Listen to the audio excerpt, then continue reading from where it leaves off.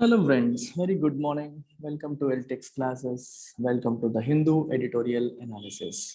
Analysis start చేసే ముందు మీకు అనౌన్స్మెంట్ మళ్ళీ చేస్తున్నాం. We have started new batches for UPSC Infinity and optionals. Public administration, anthropology, sociology and PSR కి కొత్త బ్యాచెస్ అనేవి స్టార్ట్ చేయడం జరిగింది ఈ మంత్ లోనే. సో ఎవరెవరైతే ఇంకా జాయిన్ కాలేదో use this time to join. ఇమీడియట్గా జాయిన్ అయిపోండి. 15th అక్టోబర్ వరకు పాత ఫీజులు ఎక్స్టెండ్ చేశాను. 16th అక్టోబర్ నుంచి ఫీజులు రివైజ్ అవుతున్నాయి, రైట్? సో యూపీఎస్సీ ఇన్ఫినిటీ ఏమో 10,000 రూపీస్ పెరుగుతుంది, ఆప్షనల్స్ ఏమో 5,000 రూపీస్ ఫీజు అనేది పెరుగుతుంది. So people who are interested, call this number if you have any doubts, get all your doubts cleared and then join. You also have EMI option. EMI option కూడా మీకు ఉంది. 5,000 per మంత్లో హ్యాపీగా join అయిపోవచ్చు. అంటే fee కూడా మరి పెరగదు. ఇక్కడ ఏ ఫీజు కనిపిస్తుందో అదే ఫీజు 5,000 పర్ మంత్ కట్టి మీరు జాయిన్ అవ్వచ్చు. అండ్ ఫర్దర్ డీటెయిల్స్ కోసం మన వెబ్సైట్కి మీరు లాగిన్ అవ్వండి. అలాగే డెమో అని చెప్పి టైప్ చేయండి. మన వెబ్సైట్లో సెర్చ్ బాక్స్లో డెమో అని చెప్పి టైప్ చేయండి, మీకు రిజల్ట్స్ వస్తాయి. మీరు ఏ కోర్స్ కావాలనుకుంటున్నారో ఆ కోర్స్ యొక్క డెమో చూడండి. డెమో చూసిన తర్వాత నచ్చితే కమెంట్ జాయిన్. సో ఇవాళ ఎడిటోరియల్ ఏంటి అమ్మా అంటే, డీటెయిల్ ఇన్ రిలీఫ్. రిలీఫ్ అంటే ఏంటి అర్థం? ఉపశమనం. సుప్రీంకోర్టు ఏమో గైడ్ లైన్స్ ఇచ్చింది. COVID-19 వల్ల ఎవరైతే చనిపోయారో వాళ్ళకి రిలీఫ్ ఇచ్చే విషయంలో డీటెయిలింగ్ కూడా చేసిందంటే ఎలాంటి వాళ్ళకి రిలీఫ్ ఇవ్వాలి, ఏ కారణాలతో మీరు ఆపేస్తూ ఉంటుంది గవర్నమెంట్, ఏ కారణాలతో ఆపకూడదు అనే పాయింట్ కూడా చెప్పింది. సో డీటెయిల్స్ కూడా తనే ఇవ్వడం జరిగింది. సో ఇది చెప్పే ముందు I want to touch upon one aspect. So దీన్ని మనం గవర్నెన్స్ కాన్సెప్ట్ కూడా మనం లింక్ చేద్దాం. So idea is always about linking. Governance అనే సబ్జెక్ట్ యూపీఎస్సి వాళ్ళకి జనరల్ స్టడీస్ పేపర్ 2 కింద వస్తుంది. Polity, international relations, governance. So గవర్నెన్స్లో మనం ఎక్కువగా చూసేది, అలాగే మనకి ఎథిక్స్లో కూడా చూస్తాం, పబ్లిక్ అడ్మినిస్ట్రేషన్లో కూడా చూస్తాం. సో చాలా టాపిక్స్ ఈ మూడింటికి కామన్గా ఉంటాయి. ఏం చూస్తామంటే ఇండియాలో civil servants they focus on 2 hours. ఏంట 2 hours? 3 hours కాదు, రాజమౌళి యొక్క 3 hours కాదు, 2 hours. ఈ 2 hours ఏంటో మీరు చెప్పగలుగుతారా? You try it. ఈ క్షణంలో వీడియో పాజ్ చేసి కామెంట్ సెక్షన్లో రాయండి. నేనేం చెప్తానో వినకుండా రాయండి. విన్నాక రాస్తే ఉపయోగం లేదు. So pause the video right now. మన సివిల్ సర్వెంట్స్, గవర్నమెంట్ ఆఫీసర్స్ అందరూ 2 hours-ని చాలా స్ట్రాంగ్గా ఫాలో అవుతారు. ఆ hours ఏంటి అనేది మైండ్లో మీరు పెడితే ఇక్కడ పాజ్ చేసి కామెంట్ సెక్షన్లో రాయండి. సో hours ఏంటమ్మా అంటే రూల్స్ అండ్ రెగ్యులేషన్స్. ఎప్పుడు కూడా గవర్నమెంట్ ఆఫీసులో ఏం మాట్లాడతారు? రూల్స్ మాట్లాడతారు. ఏది కావాలన్నా అది రూల్ ప్రకారం లేదు, ఇది రూల్ ప్రకారం లేదు అని చెప్పేసి మనకి రిజెక్షన్స్ అనేవి వస్తూ ఉంటాయి, పనులు అనేవి డిలే అవుతూ ఉంటాయి. అందుకనే ఈ ఎడిటోరియల్ని మీరు ఆ పర్స్పెక్టివ్లో చూడండి. It will help you from the exam point of view. The SC order, the Supreme Court order on payment to kin of COVID-19 victims is a recognition of their plight. Plight అంటే వాళ్ళ యొక్క కష్టం, వాళ్ళ యొక్క బాధ. Supreme court order ఇచ్చింది ఏమని? On payment to kin of COVID-19 victims. COVID-19 victims, victim అంటే బాధితులు, the one who has suffered because of an event. అది COVID-19 కావచ్చు, యాక్సిడెంట్ కావచ్చు, ఏదైనా సరే. ఏదైనా ఒక ఈవెంట్ వల్ల, డిసీజ్ కానీ, యాక్సిడెంట్ కానీ, లేకపోతే గొడవ కానీ, లేకపోతే టెర్రరిస్ట్ బాంబ్ బ్లాస్ట్ కానీ, దేనివల్ల అయినా సరే బాధ పడిన వాళ్ళు, అంటే చనిపోయిన వాళ్ళు కావచ్చు, కాళ్ళు విరిగిపోయిన వాళ్ళు కావచ్చు, వాళ్ళందరినీ ఏమంటాం? విక్టిమ్స్ అని చెప్పంటాం. ఇక్కడ పర్టికులర్గా COVID-19 బాధితులు అంటే యాక్చువల్గా చనిపోయిన వాళ్ళు, వాళ్ళ యొక్క కిన్ అంటే భార్య, పిల్లలు, లేకపోతే దగ్గర వాళ్ళు, రక్త సంబంధికులు, వాళ్ళకి పేమెంట్ ఇవ్వమని సుప్రీంకోర్టు ఆర్డర్ ఇచ్చింది. ఎంత ఇవ్వాలి? 50,000 రూపాయలు ఇవ్వమని చెప్పింది. సో ఇది రికగ్నిషన్ ఆఫ్ దేర్ ప్లైట్, వాళ్ళ యొక్క కష్టాన్ని గుర్తించినట్టు అని చెప్తున్నారు. The most welcome feature of the Supreme Court of India's order detailing the modalities for payment of ex gratia financial assistance to the families of those who died of COVID-19 is the stern caveat that no state shall deny the benefit solely on the ground that a person's death certificate did not specify the cause of death as due to the novel coronavirus disease. Supreme court of India ఇచ్చిన ఈ ఆర్డర్లో ఎటువంటి order ఇది? Detailing the modalities. Payment ఎలా చేయాలి, ఎవరికి చేయాలి, ఎలాంటి కండిషన్స్లో చేయాలని కూడా క్లియర్గా మొడాలిటీస్ని కూడా డీటెయిల్ చేసి రాశారు. మొడాలిటీస్ అంటే మోడ్స్, ఏ మోడ్లో అనేది కూడా క్లియర్గా రాశారు, డీటెయిల్డ్గా రాశారనమాట ఆర్డర్లో. జనరల్గా చెయ్యండి అని చెప్పేస్తారు, ఆ డీటెయిలింగ్ అనేది గవర్నమెంట్ చూస్తుంది. కానీ ఇక్కడ సుప్రీంకోర్టు ఆ విషయాల్లో కూడా ఇన్వాల్వ్ అయ్యి చెప్పింది.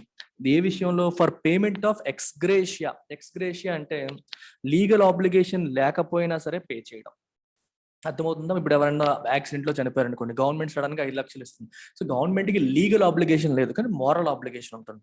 అరే పాపం రోడ్డు మీద పడిపోయారు, ప్రభుత్వం అనేది ప్రజల సంక్షేమాన్ని కోరుకునేది కదా అని ఒక మోరల్ ఆబ్లిగేషన్ తో చేసేది ఎక్స్గ్రేషియా పేమెంట్ అనమాట.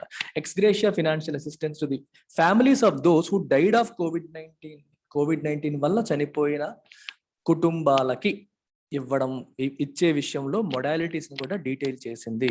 అయితే డీటెయిల్ చేసింది కరెక్టే. ఈ ఆర్డర్ లో ద మోస్ట్ వెల్కమ్ ఫీచర్, అందరం బాగా ఆహ్వానించదగ్గ ఒక విషయం ఉంది, అంశం ఉంది. ఏంటది? Is the stern caveat. Caveat అంటే ఒక రకమైన వార్నింగ్, స్టర్న్ అంటే స్ట్రాంగ్.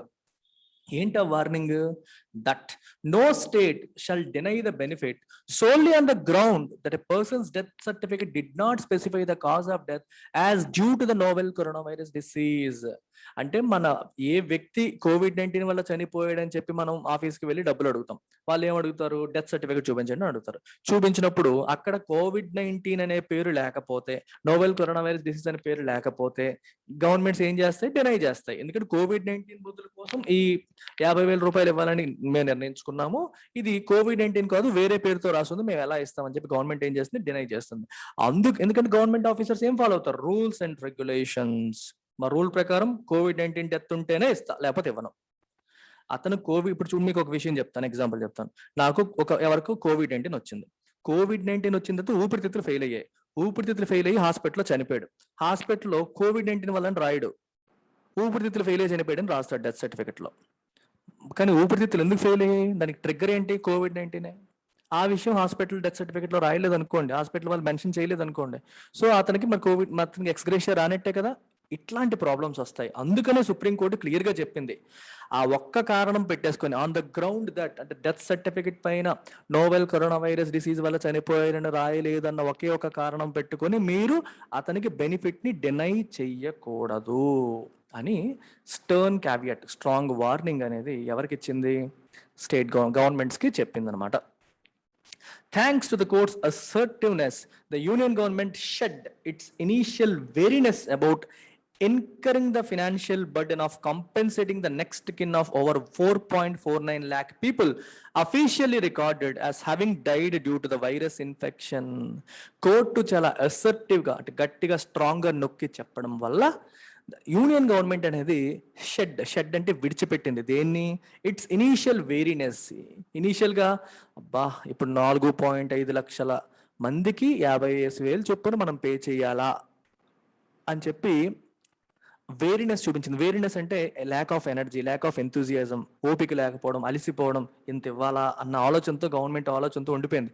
కానీ సుప్రీంకోర్టు గట్టిగా అసర్టివ్గా చెప్పేసరికి ఆ వేరీనెస్ని పక్కన పడేసి షెడ్ చేసి విడిచిపెట్టి ఇప్పుడు ముందుకు వచ్చే పరిస్థితి అనేది వస్తుందన్నమాట. The National Disaster Management Authority issued guidelines last month specifying that 50,000 rupees be paid for each death. Disaster Management Authority ఏమో గైడ్లైన్స్ ఇష్యూ చేసింది లాస్ట్ మంత్. 50,000 రూపాయలు ఒక్కొక్క చావుకి, చనిపోయిన ఒక్కొక్క కుటుంబానికి 50,000 రూపాయలు ఇవ్వాలి అని. While the primary requirement to avail of this assistance is that the death should be certified as having been caused by COVID-19, the court has rightly ruled that cause mentioned in the death certificate would not be conclusive by itself, and that if other documents are provided, the family shall be entitled to ex gratia payment. చాలా important sentence. అయితే national disaster management authority వాళ్ళు guidelines issue చేశారని చెప్పాను. అందులో primary requirement ఏమని చెప్పారు? Death should be certified as having been caused by COVID-19 వల్లే death వచ్చిందని చెప్పి సర్టిఫై చెయ్యబడి ఉండాలి అని మెన్షన్ చేశారు. అర్థమైందా? COVID-19 వల్లే ఈ డెత్ వచ్చింది అని సర్టిఫై చేసి ఉండాలి. అసిస్టెన్స్ అంటే సహాయం, ఈ సహాయాన్ని అందుకోవాలంటే ఇలా ఉండాలని ప్రైమరీ రిక్వైర్మెంట్ కింద పెట్టారు. కానీ సుప్రీంకోర్టు ఏం చెప్పింది? డెత్ సర్టిఫికెట్ లో ఉన్న కాజు ఒక్కటే కన్క్లూజివ్ కాదు, అంటే డెత్ సర్టిఫికెట్ లో ఉన్న ఒకే ఒక్క అంశాన్ని బట్టి మీరు పేమెంట్ చేయకూడదు. You still have to consider others. ఒకవేళ అందులో COVID-19 రాసి ఉండకపోతే if other documents are provided, మీకు ఎగ్జాంపుల్ చెప్తాను. ఊపిరితిత్తుల ఫెయిల్యూర్ వల్ల చనిపోయాడు అని చెప్పి డెత్ సర్టిఫికేట్ మీద ఉంది, కానీ ఫ్యామిలీ క్లెయిమ్ చేస్తుంది ఏంటి, లేదండి COVID-19 వల్ల ఇది అయిందంటావు, దానికి ప్రూఫ్ అడుగుతారు. అప్పుడు నువ్వు తీసుకొచ్చి పలానా రోజు మేము టెస్ట్ చేయించుకున్నాము, COVID-19 పాజిటివ్ వచ్చింది, తర్వాత హాస్పిటల్లో పెట్టాము, హాస్పిటల్ వాళ్ళు ఇచ్చిన రిపోర్ట్లు ఇవి అని వేరే డాక్యుమెంటరీ ప్రూఫ్ ఇచ్చినా సరే మీరు ఇవ్వాలి అని కోర్టు చెప్తుంది అనమాట. అదొక్కటే పెట్టుకుంటే ప్రాబ్లమ్స్ వస్తున్నాయి. చాలా మంది ఎవరు డైరెక్ట్ గా COVID-19తో చనిపోరు కదా, దానివల్ల వేరే ఆర్గాన్ ఫెయిల్యూర్స్ వేరే వచ్చి చనిపోతూ ఉంటారు. ఆ వేరే పేర్లు పెట్టేసి డెత్ సర్టిఫికేట్ ఇష్యూ చేస్తున్నారు, అక్కడ ప్రాబ్లం వస్తుంది అనమాట. అందుకని ఇలా మెన్షన్ చేశారు. Experience over the last 1.5 years has shown that hospitals tend to attribute some deaths to comorbidities rather than the infection. ఇప్పుడు అదే చెప్తున్నాను, కోమార్బిడిటీస్ అంటే ఆల్రెడీ ఉన్న జబ్బులు, వాళ్ళకి ఆల్రెడీ ఊపిరితిత్తుల జబ్బులు, గుండె జబ్బులు, కిడ్నీ జబ్బులు, లివర్ జబ్బులు ఉన్నాయనుకోండి. చాలా మంది ఫస్ట్ వేవ్ లో ఎక్కువ మంది వృద్ధులు చనిపోయారు, అందులో చాలా మందికి ఆల్రెడీ వేరే ప్రాబ్లమ్స్ ఉన్నవాళ్ళు. సో ఈ హాస్పిటల్స్ ఏం చేస్తాయి, they have a tendency to attribute deaths, కొన్ని డెత్స్ ని కోమార్బిడిటీస్ కి అట్రిబ్యూట్ చేసే టెండెన్సీ అనేది ఉంటుంది. క్యాన్సర్ వాళ్ళు చనిపోయిన వాళ్ళు కూడా ఉంటారు, రాదర్ దాన్ ఇన్ఫెక్షన్ వల్ల కాకుండా కోమార్బిడిటీస్ వాళ్ళు చనిపోయారని చెప్పి రాసే అవకాశాలు ఉంటాయి. And many died after testing negative during a spell of hospitalisation or after discharge. కొంతమంది ఏంటంటే కోవిడ్ నెగిటివ్ వచ్చిన తర్వాత చనిపోతూ ఉంటారు, లేదా హాస్పిటల్ నుంచి డిశ్చార్జ్ అయితే ఇంటికి చనిపోతూ ఉంటారు. సో వీళ్ళు ఏమంటారు, హాస్పిటల్ డిశ్చార్జ్ అయిపోయి చనిపోయారు, సో ఇది COVID-19 వల్ల కాదు, లేదా కోవిడ్ నెగిటివ్ వచ్చాక చనిపోయారు, సో COVID-19 వల్ల కాదని చెప్పి తేల్చేయచ్చు. కానీ పాజిటివ్ గా ఉన్నప్పుడు ఆర్గన్స్ ఫెయిల్ అయిపోయి ఉండొచ్చు, సో కోవిడ్ తగ్గినా సరే ఆర్గన్స్ ఫెయిల్ అయి చనిపోవచ్చు కదా. ఆ ఆస్పెక్ట్ ని court పట్టుకుందనమాట. It has now been made clear that deaths occurring within 30 days from the date of testing or from the date of being clinically determined a COVID-19 case shall be treated as eligible for the aid. ఇప్పుడు ఏం చెప్పారంటే, test జరిగిన 30 రోజుల్లో చనిపోయిన వాళ్ళు, అలాగే COVID-19 case అని చెప్పి, లేదా COVID-19 కేసు ఉంది అని చెప్పి తేల్చిన తర్వాత 30 రోజులు, లేకపోతే టెస్ట్ జరిగిన 30 రోజుల్లో చనిపోయిన వాళ్ళకి కూడా ఎయిడ్కి ఎలిజిబుల్ అని చెప్పారు. Even if the death takes place outside the hospital or inpatient facility, hospital బయట డెత్ జరిగినా సరే దీన్ని కౌంట్ చేయాలి అని చెప్పి రాశారనమాట. Given the fact that independent data analysis has revealed a possibly huge undercount in the official COVID-19 toll maintained by the state governments and the center, the view that only a certified COVID-19 death should be eligible for compensation has been rightly discarded. ఇంకొక విషయం ఏంటంటే, government ఇస్తున్న count బయట independent గా మనం survey చేసిన analysis కి చాలా డిఫరెన్స్ ఉంది. గవర్నమెంట్ చాలా అండర్ కౌంట్ చేసింది డెత్స్ ని. అంటే ప్రపంచవ్యాప్తంగా మన ఇమేజ్ దెబ్బతింటుందనో లేకపోతే వేరే కారణాలతోనో it has undercounted the number of deaths happening in the country. So అందుకనే ఇప్పుడు ఓన్లీ గవర్నమెంట్ సర్టిఫికెట్స్ మీద ఆధారపడితే తేడా కొడుతుంది. కాబట్టి కోర్టు ఇచ్చిన రూలింగ్ అనేది మంచి రూలింగ్, ఎందుకంటే చనిపోయిన చాలా మంది అఫీషియల్ రికార్డ్స్ లో లేరు. సో అఫీషియల్ రికార్డ్స్ లో చాలా మంది గవర్నమెంట్ మెన్షన్ చేయట్లేదు. సో వాళ్ళందరికీ కూడా ఇప్పుడు ఉపయోగపడుతుంది, ఈ కోర్టు రూలింగ్ అనేది వాళ్ళందరికీ ఉపయోగపడుతుంది అని చెప్పి రాశారనమాట. సో అందుకనే the view that only a certified COVID-19 death should be eligible for compensation has been rightly discarded, throw away. ఈ వ్యూని కంప్లీట్ గా పక్కన పడేసింది supreme court. Only certified COVID-19 death కి మాత్రమే ఇవ్వాలి అని చెప్పడం కరెక్ట్ కాదు, ఎందుకంటే మీకు చెప్పిన కారణాలు, ఇంతవరకు కారణాలు చెప్పాను. అందుకని of course some documentary evidence will still be required to establish the cause. Of course మీకు ప్రూఫ్ లేకుండా ఇవ్వరు, you have to give a documentary evidence. మీకు ఇందాక చెప్పినట్టు టెస్ట్ రిపోర్ట్ కానీ ఇవన్నీ పలానా చేసామని, హాస్పిటల్ ఏమేం చేసినామని ఎవిడెన్స్ అనేది ఇవ్వాలి. But once it is submitted, the payment should be disbursed within 30 days. మీరు ఎవిడెన్స్ ఇచ్చిన 30 రోజుల్లోగా ఆ పేమెంట్ అనేది డిస్బర్స్ చేయాలి. It is a matter of consolation, ఓదార్పు, to those likely to have their claims rejected or disputed. The court has created an appeal mechanism in the form of grievance redressal committees at the district level. ఎవరి claims అయినా reject చేసినా సరే, dispute చేసినా సరే వాళ్ళు appeal చేసుకోవచ్చు. So district level grievance redressal కమిటీలు పెట్టారు. గ్రీవెన్స్ అంటే మనకున్న కంప్లైంట్స్, రెడ్రసల్ అంటే దాన్ని అడ్రస్ చేయడం, కంప్లైంట్ ని రిజాల్వ్ చేయడం. సో వాటి కోసం సెపరేట్ గా కమిటీలు వేశారు. సో మీకు వీళ్ళు ఎవరైనా గవర్నమెంట్ ఆఫీసర్స్ రిజెక్ట్ చేస్తే మీరు అపీల్ చేసుకోవచ్చు, గ్రీవెన్స్ రెడ్రసల్ కమిటీ దగ్గరికి వెళ్ళి అపీల్ చేసుకోవచ్చు. These panels can issue amended official documents. ఈ రెడ్రసల్ కమిటీస్ అఫీషియల్ డాక్యుమెంట్స్ ని వీళ్ళు ఇష్యూ చేసే అధికారం వాళ్ళకి ఇచ్చారు. So they can certify COVID-19 deaths ఒకటి. రెండోది, they also have the power to call for records or information from hospitals wear the diseased were admitted.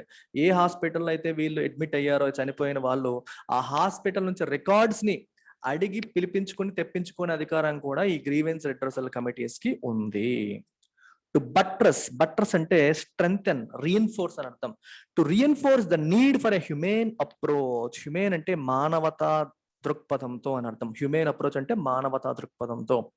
ఈ మానవతా దృక్పథంతో కూడిన అప్రోచ్ ని స్ట్రెంగ్థెన్ చేయడానికి the code has included those who took their own lives under the shadow of pandemic in the ambit of the scheme. ఎవరైతే ఆత్మహత్య చేసుకున్నారో COVID-19 వల్ల, వాళ్ళని కూడా ఈ ambit అంటే దీని పరిధిలోకి తీసుకొచ్చింది.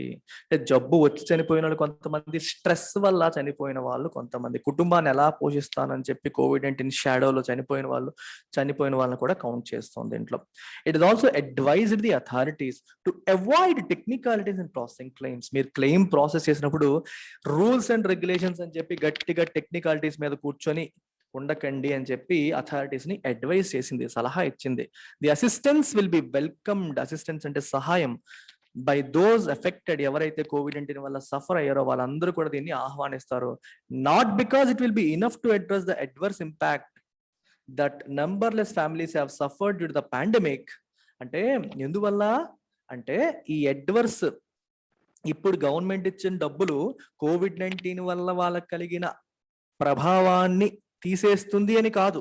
అర్థమవుతుందా? To address the adverse impact that numberless families have suffered due to the pandemic, but as a sign that there is some recognition of their plight and immediate succour available. వాళ్ళు ఎందుకు welcome చేస్తారంటే ఈ డబ్బులతో వాళ్ళ జీవితం గడిచేస్తుంది అని కాదు, కానీ అట్లీస్ట్ ప్రభుత్వం మా యొక్క కష్టాన్ని గుర్తించింది అని, మరియు సక్కర్ అంటే కష్టాల్లో ఉన్నప్పుడు మనం అందించే సహాయాన్ని సక్కర్ అంటాం, సహాయం చేసింది అని చెప్పి వాళ్ళు దీన్ని ఆహ్వానిస్తారు. అంతేగాని పోయిన నష్టాన్ని ఇది పోర్చగలుగుతుందా అంటే పోర్చలేదు. ఎంత అమౌంట్ ఆఫ్ మనీ ఇచ్చినా సరే ఒక మనిషి ప్రాణాన్ని మనం విలువ కట్టలేము. రైట్, అది చెప్తున్నారు. డబ్బు పోయిన మనిషి ప్రాణం రాదు, కానీ మా కష్టాన్ని ప్రభుత్వం గుర్తించింది, కష్టంలో మాకు సహాయం చేసిందని చెప్పి వాళ్ళు దీన్ని పాజిటివ్ గా వెల్కమ్ చేస్తారు లేదా ఆహ్వానిస్తారు అని అర్థం. Okay, note down our phone number. ఈ నెంబర్కి కాల్ చేయండి, ఏ కోర్స్ కోసమైనా అడగండి. Take care, bye.